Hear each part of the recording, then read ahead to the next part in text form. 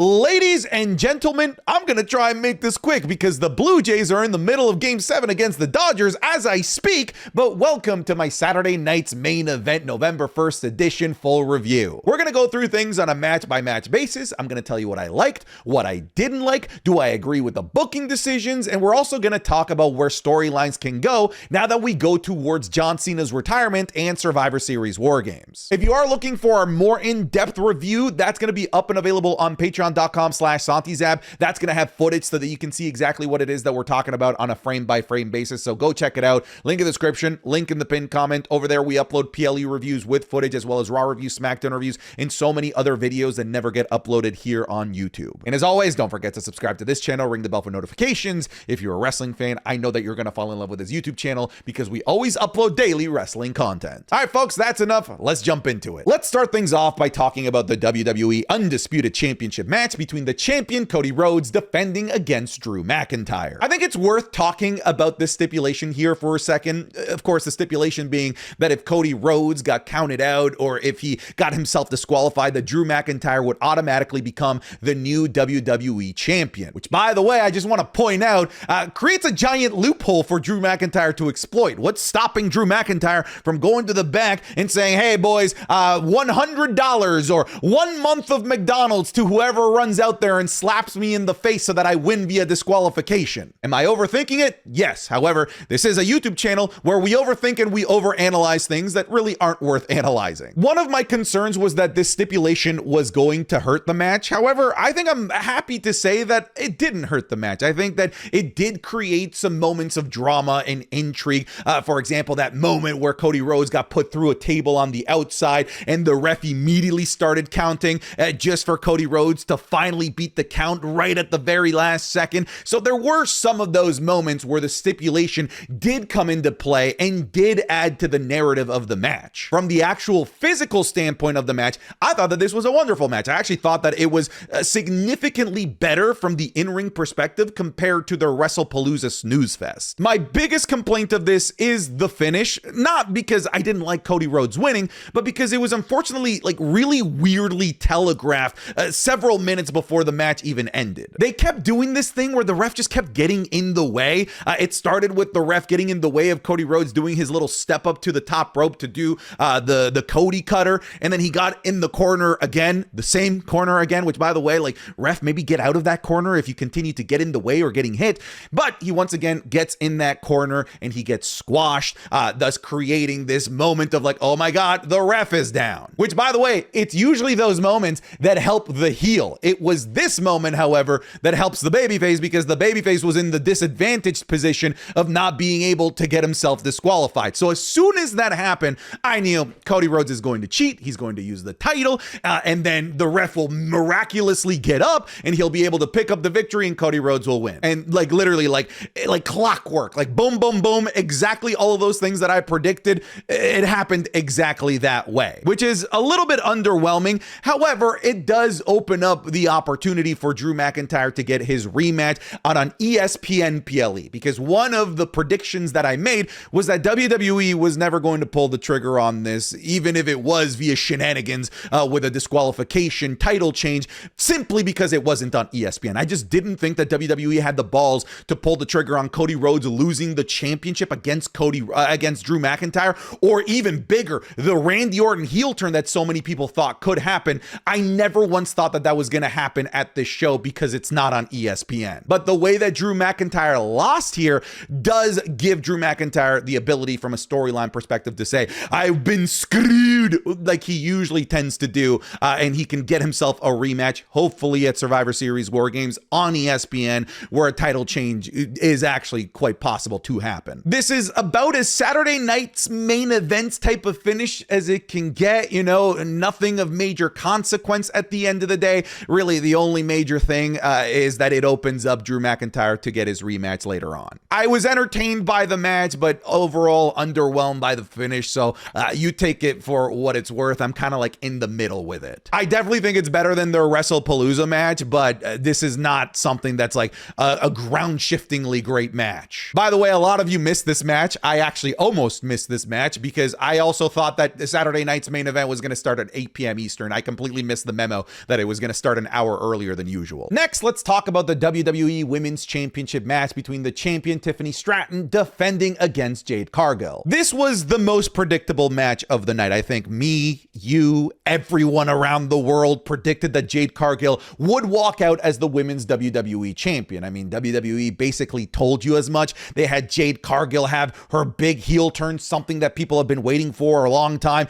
On top of that, WWE did the classic of nerfing their champion because they don't want to see their baby faces just straight up lose matches by telling us that Tiffany Stratton's knee was not at 100%. It's a classic strategy that WWE employs. They do it with Jey Uso all the time with his fractured ribs or whatever. So because of those two things, I knew instantly that Jade Cargill was going to win this match. To me, it wasn't about WWE making the right call because I always knew in my heart of hearts that they would make the right call and have Jade Cargill win. My concern was, can they have her win in the correct way? What I mean by that is that I wanted Jade Cargill to win in a very dominant way, especially with Tiffany Stratton's knee not being at 100%. I either wanted one of two things. I wanted Jade Cargill to win and then post-match annihilate Tiffany Stratton, get herself some heat, take out one of the top baby faces in the company, and stand tall as a vicious, ruthless champion.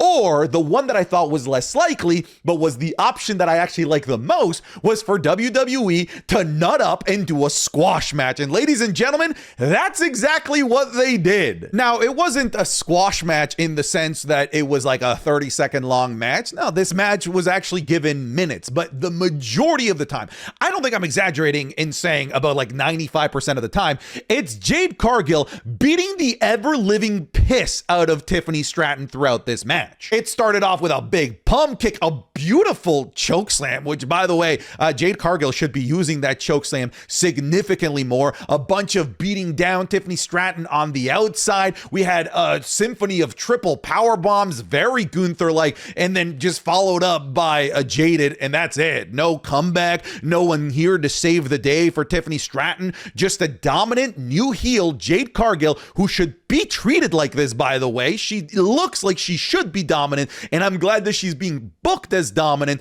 I thought it was a brilliant decision. Like, Tiffany Stratton maybe got like 30 seconds of offense. Now, her offense was beautiful. It was this great, awesome swanton bomb, which, by the way, I think she should call that the prettiest swanton ever because I actually genuinely believe that it is. There was a lot of selling of the knee of Tiffany Stratton for sure, which is to be expected considering that was the injury that prevented her from being 100%. But it is that injury that's going to allow her to be protected in this crucial loss. It's this injury that's going to allow her to maybe get a rematch somewhere down the line. So overall, I'm glad that they didn't do what unfortunately WWE is known for. These nerf champions, the ribs, the knee, whatever it might be, still somehow winning. Not only did Tiffany not win, but she got her ass absolutely kicked, and that is the best decision of the night. We now have a heel dominant champion Jade Cargill that will actually turn heads, that might actually interest people. I liked the match. I liked the offense that we got from Jade. I liked how strong she looked from a babyface perspective. I think that Tiffany Stratton played the sympathetic babyface in a terrible situation,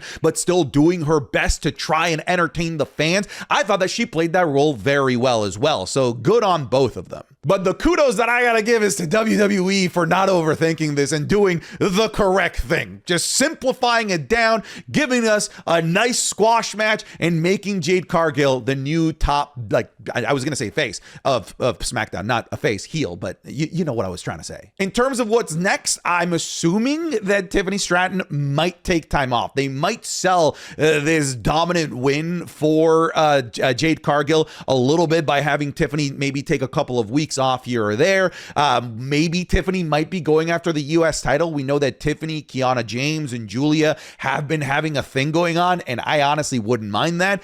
The bigger question is, what's up for Jade Cargill? Because when I look at the landscape of SmackDown, the simple answer is they're talking nothing. Like, genuinely, there's nothing for Jade Cargill. There's no babyface on like a level of a Tiffany Stratton that's immediately ready, available right now. So either Jade Cargill's gonna go on ice as champion, which, like, you might be saying, no, they're not going to do that. Are you sure? WWE loves to put their champions on ice from time to time. So either that's a possibility, or the other possibility is the immediate return of Bianca Belair. Bianca Belair versus Jade Cargill is an inevitable matchup. It's just a lot of people thought that the first time that it could happen was going to be a WrestleMania. I'm here to tell you that I think it could happen at Survivor Series War Games. This is a big stadium show. WWE is loving selling Survivor Series as this like major marquee show. And I think that a major marquee match that they could run at Survivor Series is Bianca Jade Cargill. That doesn't prevent them from eventually doing the WrestleMania match. It could just be a rematch later down the line. But I'm presenting Bianca Belair as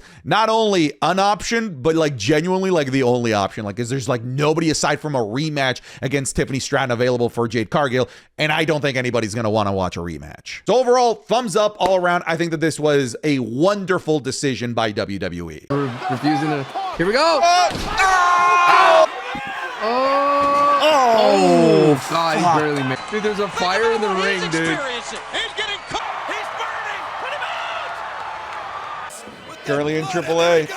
Oh, God. Oh, my God. That was a sneak peek of this week's Horror Week Wrestling is Cool Match Club, available exclusively over on patreon.com/SantiZap. This week, we're going to be looking at the hellacious Hell in a Cell match between Drew McIntyre and CM Punk. The 3 stages of Hell match between Stone Cold Steve Austin and Triple H. The infamous WCW Chamber of Horrors match from 1991. The barbed wire Christmas tree match from TNA. And The Undertaker and Kane in their famous 1999 Inferno match. You're going to be getting all of this, plus the Raw reviews, SmackDown reviews, the currently ongoing John Cena World Championship Series, and all of the videos and series that we've already uploaded there over on patreon.com/SantiZap. So go check it out. Link in the description, link in the pinned comment. We obviously can't post this stuff here on YouTube because it would just get blocked due to copyright. So go check it out over there. I'm confident that if you try it even for just 1 month, that you are going to fall in love with the content and the community. If you're already a patron, thank you so much for your support. Now let's get you back to the video. Now let's talk about the Intercontinental Championship triple threat match between the champion Dominic Mysterio defending against Penta and Rusev. Unfortunately, like the previous 2 matches, I also found the result of this being rather predictable. Me and pretty much everybody were expecting Dominic Mysterio to retain here. Now, for me, it was always selfish reasons, mostly because I wanted Dominic Mysterio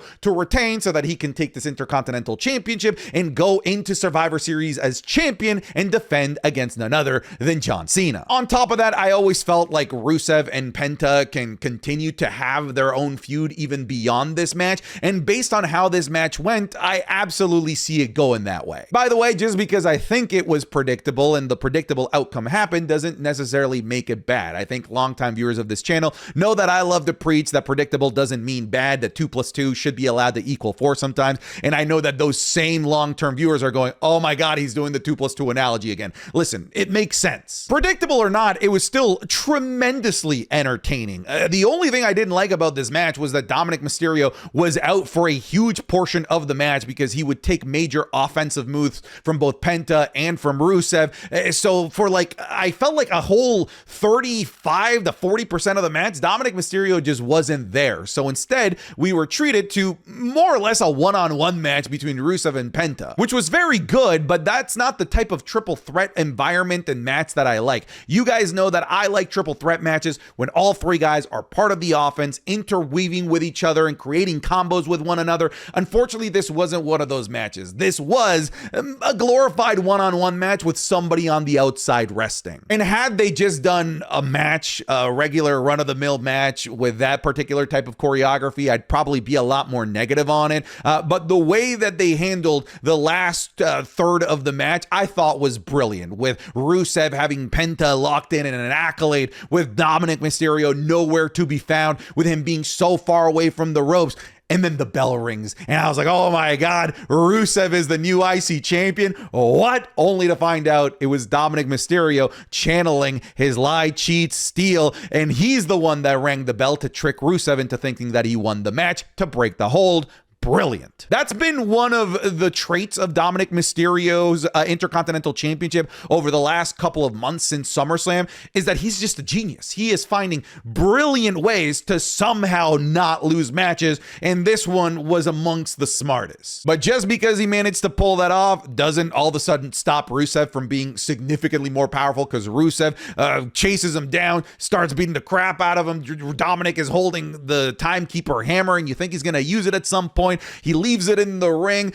He manages to shake off Rusev, and then he goes to grab the hammer, only for Penta to grab it from him. Penta goes to hit Dominic Mysterio with it. He accidentally hits Rusev, and that opens up Dominic Mysterio to throw Penta out of the ring, and then he hit the top rope frog slash to somehow, once again, in brilliant Dominic Mysterio fashion, steal a victory, which is just a great way to continue his Intercontinental Championship reign. I said this before, and I'm going to double down on it. Dominic Mysterio's championship reign has been mostly bad. It's been amazing over the last 4 weeks. In fact, over the last 4 weeks, I would say that Dominic has raised his stock more in those 4 weeks than the rest of the championship reign combined. So there was some fun action. Again, I didn't love the nature of the type of triple threat match. I would have liked more offense between all three of them in the ring at the same time. But I love the big finish with Dominic Mysterio once again just being a genius weasel and weaseling his way out of another IC championship win. So I'll give this a thumbs up because I thought it was a really fun way to end the match. In terms of what's next, I'll keep it simple. Dominic goes on to face John Cena at Survivor Series War Games, and Penta and Rusev continue to feud with each other. Before we jump into the main event, I think we should talk about the announcement of the 16-man tournament to determine who will be John Cena's final opponent for his retirement match on December 13th. And the big juicy detail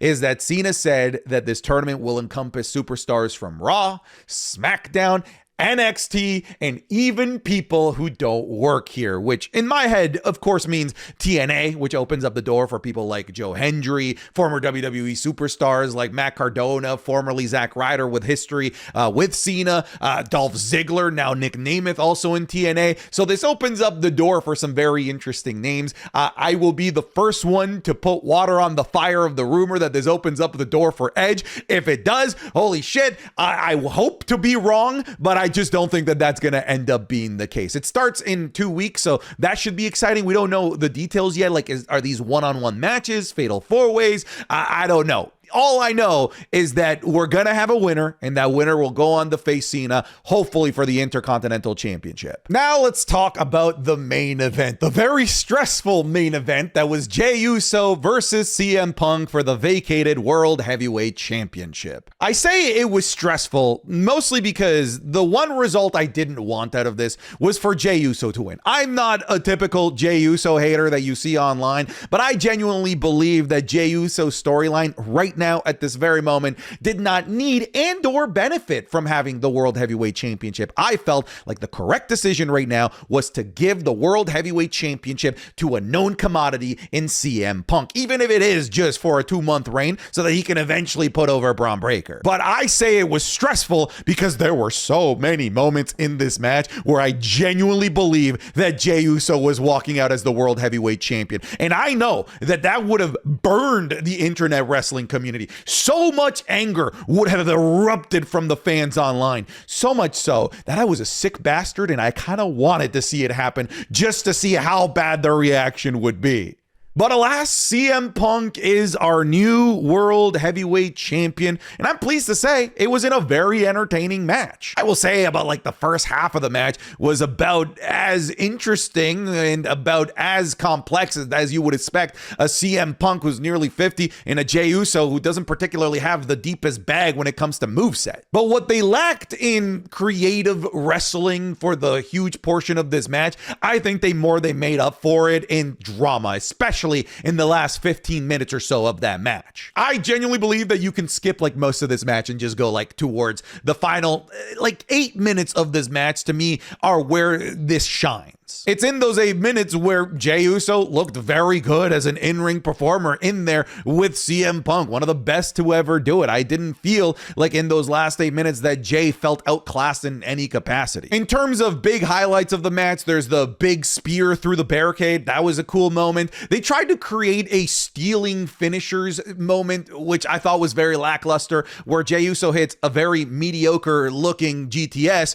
and then Punk hits arguably the worst spear I've ever seen. I now firmly believe that Jey Uso does not have the worst spear in all of professional wrestling, that CM Punk is now the holder of that title. They even did a play on the typical CM Punk moment where he GTS's somebody, they fall into the ropes and then come right back, where I was certain, okay, like that's where the match is going to end, only for Jey Uso upon the second GTS to then counter it into a sleeper hold that stressed the hell out of me, because that's how he won the World Heavyweight Championship against Gunther of all people. Funnily enough, the moment where I actually was sold that Jey Uso was going to win and they got me and I even like screamed like, was when Jey Uso in this final back and forth, I'm talking in like the last 45 seconds, does a crucifix pin on CM Punk that looks so deep, and the kick out, I swear to God, it was 3. It was at like 2.9999999 repeating. And we had the finishing sequence, which was the sequence that they had already teased, the GTS into the ropes, into a second GTS for CM Punk to pick up the victory.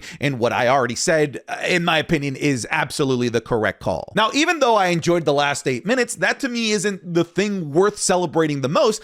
I think that the thing worth celebrating the most was that this was a clean match. No shenanigans, no run-ins from Jimmy Uso, no run-ins from the Vision, because so many of us were expecting that we were going to have some shenanigans, either Jimmy turning heel, which again, I just don't think that those big moments are going to happen off of ESPN, or the Vision going out there and ruining the match and giving us no champion. I also didn't think that was going to end that way, because I didn't think it was going to end in such a deflating way. But they just went with a nice, clean, run-of-the-mill finish to give us a clean win for CM Punk, and now a proper CM Punk World Championship reign is afoot. So will this match, blow your brains out with how technically good it is? No, but I do think it will entertain you in the end with how dramatic and how kind of like on the edge of your seat it ultimately made you. So I will give it a thumbs up, but much of that thumbs up comes off the back that I think they made the perfect call with CM Punk becoming World Heavyweight Champion, and that they didn't tarnish it with a bunch of crap. In terms of what's next for Jey Uso, I'm assuming the same thing that he's currently doing on Monday Night Raw, which is continuing to alienate his own brother,